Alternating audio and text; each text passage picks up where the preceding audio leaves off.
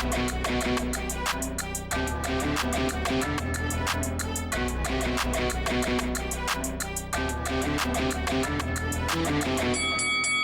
guys, welcome to Boxing Squared for boxing news and views from around the internet. These are the post-fight reviews for David Adeleye vs Dominik Musil, which was on a BT Sports card, which was at York Hall in the United Kingdom, and also Tommy Welch vs Kristian Kirilov. So this was a Channel 5 card from Hennessy. Both of these are available on YouTube. And we'll start with David Adeleye first. So he was headlining this Prospects card at York Hall. Probably the best performance from David Adeleye in a boxing sense of his career to date.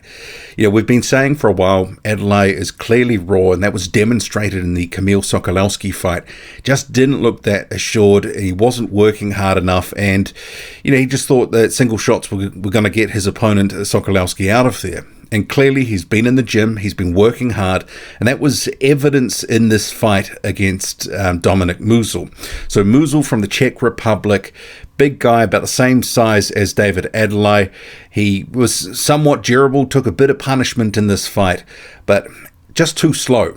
So that allowed opportunities for David Adeleye to look for the counter, and that was money all night. So the first round, a feeling out process, and actually David Adeleye was getting pushed back, but he was using his reflexes and looking for the counter shot, trying to draw that lead hand, and then coming back with a sharp counter, and it looked good. And you could tell, especially in the second round, which he started to ramp up the pressure, and Dominik Musil was the one starting to get pushed back, starting to be on the defensive, starting to get a little bit more negative, and David Adeleye, you know, landing that counter shot, but also varying the attack. He was mixing in jabs to the body, right hands to the body. It wasn't just head hunting as we've sometimes seen with David Adeleye. And his corner, though, between rounds was saying, look, little guilty of single shots, try to work in the double jab a bit more, try to, you know, build off that. He was trying to do that, but maybe not doing it as much as his corner wanted. But this opponent here, I guess you would say it was a good learning fight, because he had the advantages in terms of the boxing skill and the speed, the reflexes, pretty much everything, and clearly power, because those counter right hands were really starting to take a toll.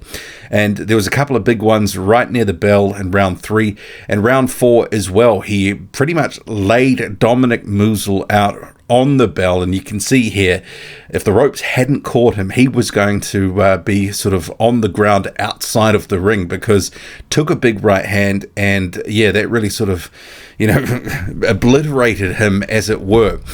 So he did manage to make his way back to his corner after a count. The bell goes. You're sort of thinking what's going to happen here, because they're sort of looking at the corner. The signals aren't good, and the referee ultimately waves it off. There is a retirement in the corner. So I would say, again, probably the best performance from David Adeleye of his career to date. I've been very critical of, especially given some of the hype that he's had and some of the statements that Adeleye himself has made, that, you know, after the Sokolowski fight, he was just sort of blowing it off, saying, what were people watching? But he struggled in that fight. He was outworked, outboxed, and arguably lost that fight. But he clearly has been trying to work on things in the gym, and he was a more sort of complete fighter in this one compared to earlier performances. He was using the jab, he was using movement, he was more defensively responsible, but he was, you know, using feints, looking for the right hand. You could see he was thinking in there. It wasn't just all about using his power, and clearly he's a strong guy. Big, strong, brute force sort of type of character, but he was looking to box to a plan, and he did. And he did it quite successfully. He looked a lot better in there. The counters were really good, but I mean, obviously Dominik Musil was pretty slow. He was falling short, and he was getting clipped and tagged all night. So I actually thought this is, definitely a much better and composed performance from Adeleye. And I guess that's part of it too. It was a measured performance. It wasn't just looking to knock the guy out with one punch. He worked to a plan, and it worked well ultimately gets the stoppage. And I think this level of matchmaking was more appropriate. I think the thing is with David Adeleye, that Sokolowski fight proved probably too much too soon. So they've just sort of buttoned off a little bit. And, this level of guy, Sokolowski would beat him as well. But it was interesting after the fight that he did mention he's ready for bigger and tougher tests. And he sort of referenced, I can fight guys like Sokolowski and sort of stop them, but I need to be facing better guys now. And it's interesting because I think there's still a question mark about, that performance, that fight, that result, because a lot of people thought that he arguably lost the fight and got a gift decision. But we'll come back to that in a second. But I did think that, we're seeing a more composed David Adeleye and maybe more of what a style is going to be.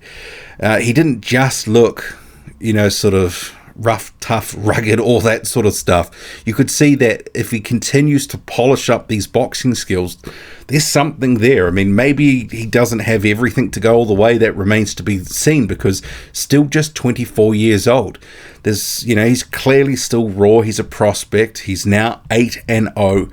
They're going to probably take their time with him to some extent, I'd imagine, because, well, what's the rush? And that's the question. What's the rush? They can continue to have him in against maybe guys of a slightly better caliber than Dominik Musil, but obviously, as he sort of said in the post-fight interview, it was, he's learning on the job, that you're seeing him learning, and he wanted to learn things in the ring, put stuff from the gym into practice. And he said, look, I'm only 24 years old.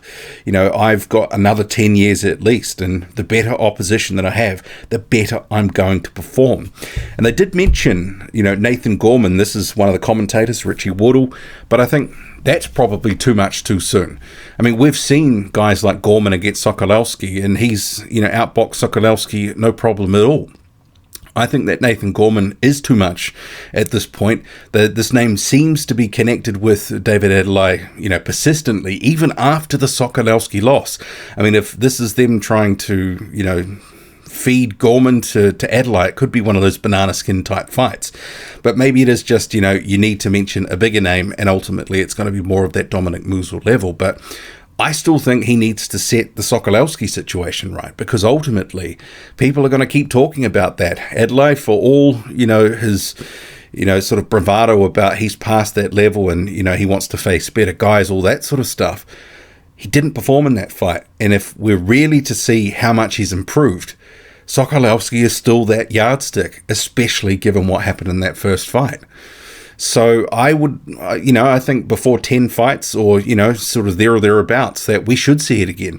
And maybe we will in another 6 months or so. Maybe there'll be another 1 to 2 fights, and then sort of get Sokolowski again, try to put in a better performance and sort of square that away. Because for a lot of fans, it's going to be sort of a talking point, a sticking point, given what happened. And ultimately people thought it was a favourable decision.